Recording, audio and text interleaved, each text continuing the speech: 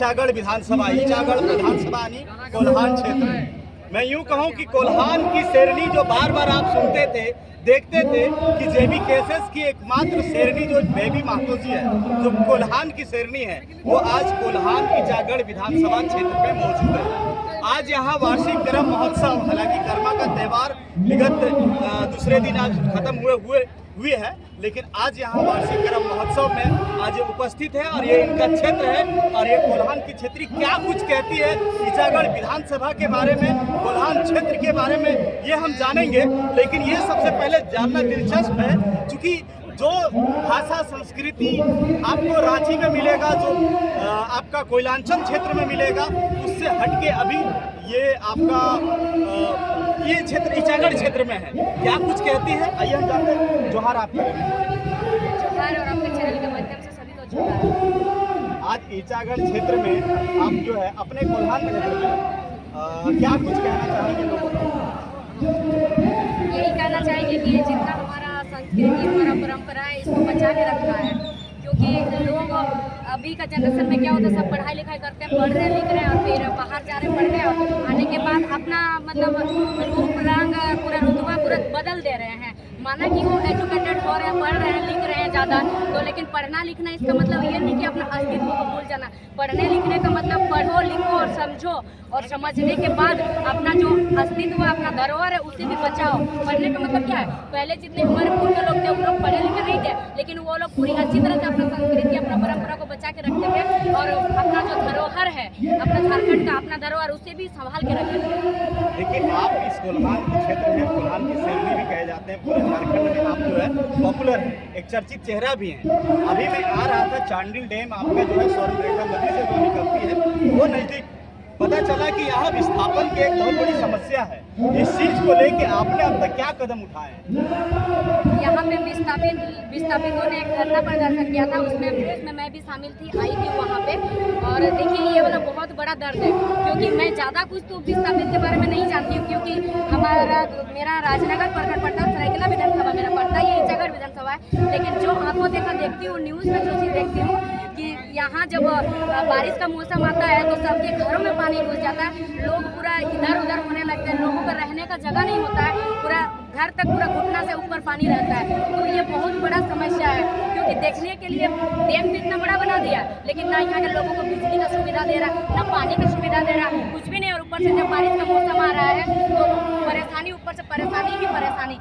ये इससे बड़ा समस्या मुझे नहीं लगता। और बहुत यहाँ जैसे कि पार्क बना दिया, देखिएगा चांडिल डैम में। अरे पार्क बनाने से क्या फायदा है बताइए? पार्क बना रहे हैं, लाखों पैसा, करोड़ों पैसा कमा रहे हैं। सुनने में आया कि यहाँ पर हर साल करोड़ों का फंडिंग होता है कि जितना विस्थापित लोगों को मदद के लिए, लेकिन किसी को कोई मदद नहीं मिलता। मदद के लिए गुहार लगाते रहते हैं, लेकिन मदद नहीं मिलता किसी को।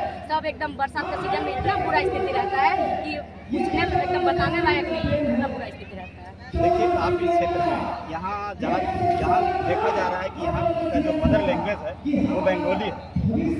तो बंगाली लैंग्वेज क्या यहाँ का जो मदर लैंग्वेज है, और जो भाषा संस्कृति की जो बात कर रहे हैं, उसमें क्या बंगाली शामिल है? देखिए, यहाँ का जो मदर लैंग्वेज है वो बंगाली में ही है। बंगाली में होता है अपनी रकी करछेन, अपनी कोथाई रचेन, ऐसे होता है। मैं भी अच्छे से बंगाली नहीं बोल पाती हूँ। ये एक राढ़ भाषा है। राढ़ भाषा जो है, इसमें थोड़ा बंगाली मिक्स है, हल्का फुल्का है। आप बंगाल के किसी को जाके हम लोग का यहाँ का भाषा, यहाँ का लैंग्वेज जाकर वहाँ बोल दीजिए, वो लोग सब बोलेगा, इनकार करेगा कि ये बंगाली भाषा नहीं है।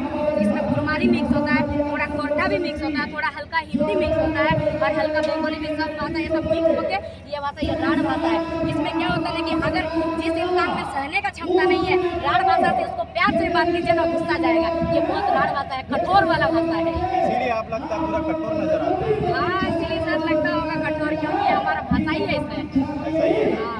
जैसे देखिए, अभी हम लोगों से बात भी कर रहे थे ये सभा में, तो कुछ महिलाएं का मैंने, दीदी का भी देखे, छोटी छोटी बच्चियों का भी देखे। मैंने उनसे जानने का पहचान ये किया कि जेबी केसेस को जानते हैं, टाइगर जयराम को जानते हैं, तो बोले कि अभी तक तो उतना नहीं, बहुत कुछ कम जानते हैं। तो क्या ये उनका जो टाइगर जयराम महतो का जो विचार है, आप उन तक कैसे पहुँचाएंगे? क्योंकि आपके क्षेत्र की शेरनी भी है ना।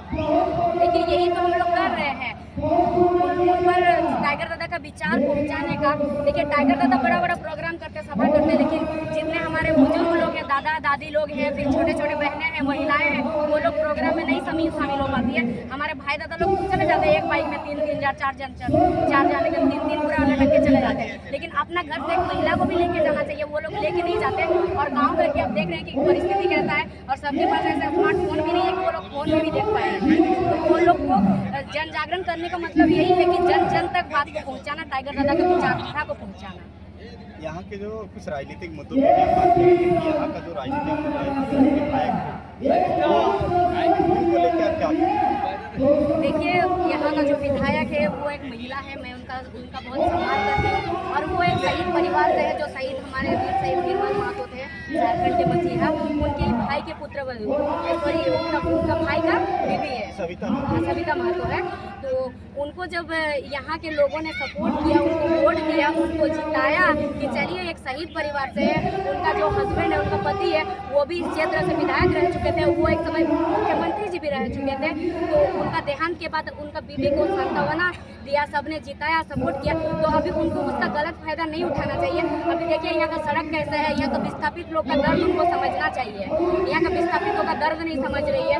तो मैं तो कहूँगी कि अगर वो कोई पुरुष नहीं समझ पाता तो चलिए कोई बात नहीं, लेकिन वो एक महिला है तो महिलाओं का दर्द उसको समझना चाहिए कि एक माँ अपने छोटे बच्चों को कैसे रखती है घर पे जब बारिश का मौसम होता है। वो दर्द उनको थोड़ा समझना चाहिए, महसूस करना चाहिए, क्योंकि वो भी एक माँ है। आपके ऊपर हम थोड़ा सा जाते हैं। अभी आप पढ़ाई कर रहे हैं? जी बिल्कुल। अभी एक नया मुद्दा जो आया हुआ है, और अभी कल के डेट, परसों के डेट में हमको देखने को मिला कि देवेंद्र नाथ महतो जी 11th JPSC लागू कर। तो इसमें आपका क्या कहना है? देखिए, JPSC के बारे में क्या ही कहें, तो और मतलब कहने के लिए कोई शब्द ही नहीं है, क्योंकि हमारा JPSC का एग्जाम ही कहाँ ले रहे हैं सरकार, बताइए। और जब भी एग्जाम ले रहे हैं तो पेपर लीक कर दे रहे हैं, और जो एग्जाम जो पढ़ रहा, लिख रहा, नॉलेजेबल है, वो तो JPSC एग्जाम क्लियर ही नहीं कर पा रहा, उसका रिजल्ट ही नहीं आ रहा। और जो पढ़ लिख नहीं रहा है, जिसको गाय के बारे में लिखने बोलो तो एक 5 साल का बच्चा का जैसे लिखेगा, गाय के 2 पैर 4 पैर होते हैं, गाय के 1 पूंछ होते हैं, गाय के 2 सींग होते हैं, ये सब कोई लिखता है JPSC के एग्जाम में, बताइए। तो वो सबको लेते हैं। तो JPSC इसके बारे में तो मैं ज़्यादा मतलब ये नहीं स्टडी नहीं की हूँ, तो ज़्यादा कुछ मैं इसके बारे में नहीं कहूँगी। लेकिन जो कुछ भी हमारे झारखंड में हो रहा है बहुत गलत हो रहा है, तभी आज हम लोग निकले हैं। मैंने भी उत्पाद विभाग का फॉर्म भरा था, सिर्फ फॉर्म भरा, उसके बाद रिजेक्ट हो जाता, फॉर्म भरा रिजेक्ट हो जाता। हम लोग नौकरी चाकरी कुछ नहीं करेंगे क्या, बताइए। बिल लाता 60-40 का नियोजन निकल जाता है। फिर उसके बाद अगर कंपनी कोई डिप्लोमा और बीटेक करके ITI करके कंपनी घुसेगा, वहाँ भी 75% लेना चाहिए अपना स्थायी लोगों को, लेकिन वहाँ भी 75% लेता है। हमारा सरायकेला डिस्ट्रिक्ट में इतना सारा कंपनी है ना, पूरा झारखंड को पाल सकता है, लेकिन जाके देखिए कंपनी में यहाँ के लोग ही नहीं है, यहाँ के लोग भटक रहे हैं, काम नहीं मिलता है। नाइट शिफ्ट ड्यूटी होता है, जब वो लोग 1 घंटा अगर गलती से आंख लग गया आधा घंटा, तो उसको ड्यूटी से ही निकाल दिया जाता है, सोता है वो, और बाहर वाले को बिना इंटरव्यू का ले देता है। ये जो अभी CGL का एग्जाम हुआ है, उसमें देखने को मिला है कि 60-40 का जो नीति जो कह रहे थे, सरकार भी जो कह रही थी, वो उस नियम का तो कहीं अनुपालन नहीं हुआ। तो अब क्या है, 60-40 नीति अभी देखने को मिल रहा है कि अस्थिर पड़ गया है। जो मुद्दा उठाया था JB कैसेस ने, देवेंद्र नाथ महतो ने, तो वो अभी मुद्दा अस्थिर पड़ गया है। तो उसको क्या शुरुआत किया जाए या फिर कैसे क्या करेंगे? अभी तो मुख्यमंत्री का कलम ही छीनना है 24 में। देखिए, हम लोग विधानसभा घेराव किए, सब यात्रा निकाले, CM बस घेराव किए, हर बार मार पे मार, झारखंड बंदी किए, ले दनादन खाली बैठाया जाता है, एकदम सिर फोड़े जाता है, कमर तोड़े जाता है सबका, और फिर एक धारा लगा जाता है, देता है 353 का। अरे हम लोग चोरी करने गए थे क्या, हम लोग उसका घर तोड़ने गए थे क्या, अपना अधिकार मांगने गए थे, उसमें 353 को धारा लगा देता है, सब में एकदम पूरा धारा पे धारा लगा दिया, सब पे धारा लगा दिया, सबका घर नोटिस से आया है। तो हम लोग क्या करेंगे, हमारे पास आखिरी ऑप्शन नहीं है। आंदोलन करने जा रहे तो धारा दे रहा है, हम लोग को भी अपना करियर बनाना है, नौकरी चाकरी करना है, पढ़ना लिखना है। तो बस हमारे पास लास्ट ऑप्शन यही बचा कि सरकार को हम लोग कितना बोलेंगे। 72 विधायक इसमें 72 विधायक सहमत थे इसमें, लेकिन 72 विधायक सहमत होने के बाद भी फिर भी सरकार पता नहीं क्यों ऐसे करे, गिरगिट करे, क्यों रंग बदल रहा है, फिर भी ऐसे ही 60-40 नीति से ही पूरा फॉर्म निकाल रहे हैं, पूरा एग्जाम ले रहे हैं। तो बताइए, अब हमारे पास कुछ ऑप्शन नहीं बचा सिर्फ चुनाव लड़ने के अलावा। आप कहते हैं कि 2024 में जो है सरकार को उखाड़ के फेंकेंगे। बिल्कुल। क्या चुनाव लड़ना इतना आसान है?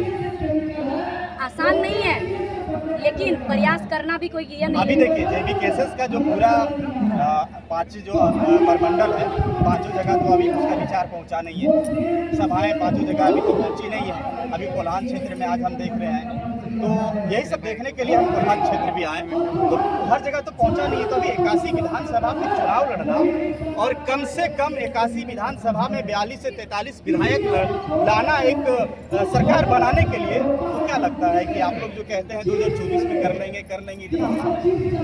आसान कुछ भी चीज नहीं होता। क्या प्रक्रिया कहाँ तक देखिए, पहुंचा है JBK एक सरकार? उदाहरण के बठीन होता है ना, बठीन का धार को बिगाड़ने के लिए ना एक हथौड़ा मार दीजिए तुरंत बिगड़ जाएगा, लेकिन उसको जब ठीक करने जाइएगा ना, उसका धार बनाने जाइएगा आधा घंटा से 1 घंटा टाइम लगता है। तो उसी तरह से 23 साल से बिगड़ा हुआ झारखंड को सुधारने में थोड़ा समय लगेगा, वक्त लगेगा, लेकिन सुधरेगा जरूर। अभी JBK का टीम या उसका संगठन कहाँ तक विस्तार हो चुका है? अभी पंचायत लेवल पे, प्रखंड लेवल पे विस्तार चल रहा है, हो रहा है अभी विस्तार। आपका कोल्हान क्षेत्र में हमारा कोल्हान क्षेत्र तक अभी पहुंचा नहीं है, पूरा झारखंड देखिए 24 जिला है, तो 24 जिला में अभी जिला वाइज प्रमंडल वाइज किया जा रहा है ना, तो अभी समय लगेगा थोड़ा लगेगा, मतलब इधर चल रहा है। हाँ, प्रोसेस में है, इधर नहीं हुआ है, अभी इधर नहीं हुआ है। चलिए इधर आखिरी जागरण सवाल हम जानना चाहेंगे, आज का जो करम महोत्सव था, वार्षिक करम महोत्सव, ये सभा से आपको, ये आम सभा से आपको क्या लगा? देखिए, पहले इस क्षेत्र में या फिर झारखंड में कहीं भी ऐसे करम का ऐसा सभा नहीं होता था, ऐसा करम महोत्सव नहीं मनाया जाता था। सिर्फ अपना अपना गांव में करम परम किया जाता था, तो संस्कृति हमारा लुप्त होता जा रहा था। ऐसा नाच गान इस तरह से धूमधाम से नहीं होता था, तो इसी से हमारा संस्कृति परंपरा धीरे धीरे लुप्त होता जाता था, और जो लोग आपस में जुड़ नहीं पाते थे एक दूसरे से। और अभी इसमें क्या होना, अलग अलग गाँव से लोग आए हैं, दूर दूर से लोग आए हैं, ठीक है, जैसे पलटू आया, वहाँ रांची में रहता हुआ आया, आप इतने दूर से आए हैं, रामगढ़ से आए हैं, तो सोचिए कि अलग अलग जिला से भी लोग आए हैं, देवेंद्र भैया आए हैं, तो अलग अलग जिला से लोग आ रहे हैं यहाँ, तो आपस में सब मिल रहे हैं, एक दूसरे को समझ रहे हैं, एक दूसरे का विचार एक दूसरे के तक पहुँचा पा रहे हैं। धन्यवाद आपका, शुक्रिया। तो ये कोल्हान की शेरनी बेबी मातो जी थी, जिन्होंने अपने ही वही शेरनी अंदाज में जो भी सवाल मैंने करा वो सवाल का जवाब दी। बहरहाल आपका क्या विचार है कोल्हान क्षेत्र को लेके, इचागढ़ विधानसभा को लेके, यहाँ ये JBK संगठन को लेके कमेंट सेक्शन में जरूर बताइएगा। फिलहाल मिलता है नेक्स्ट वीडियो में, तब तक पंकज कुशवाहा को दीजिए इजाजत। जय हिंद, जोहार।